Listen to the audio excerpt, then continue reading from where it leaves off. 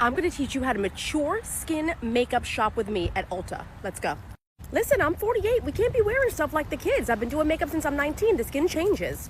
First off, concealer. Before we go in, the closest skin to this area that doesn't have oil glands is this part of your hand. The front of your hand, not the back, the front. If it is dry on this, it's dry on this. You're gonna take the concealer. You're gonna put it on the back of your hand. Here I have Tarte Shape Tape.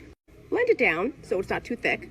And no offense to the brands, you just gotta try the things on your hand, but that looks dry, gonna be the same on the eye. Now we're gonna try the IT Bye Bye Dark Spots. Now the IT Bye Bye Dark Spot, okay? So I let them both dry, and this, you see how much creamier the one on top is? That's what I would go with. Now here's the thing, I'm not talking about specific products, but you gotta try the textures and see what it does on your skin. Now let's do undertone.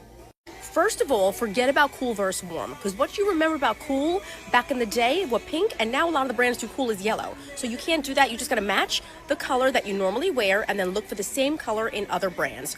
For example, I know I use 5 in the Charlotte stick. So what I'm going to do is I'm going to match this on my hand. Then I will go to other brands and match the same color on the new things I want to try. That's why I know it'll work.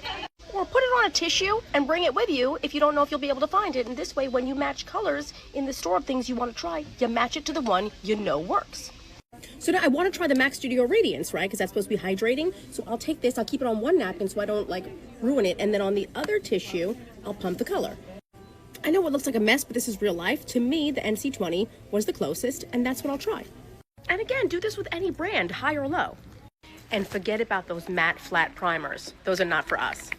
In Ulta, I reach for the Hangover. I mean, hello, that explains it. But something more creamy and blurring versus that real silicone mattifying, that's a Cinderella slip. If it feels real super smooth, too smooth, later she's not gonna do something good for you. You're gonna turn back into a pumpkin.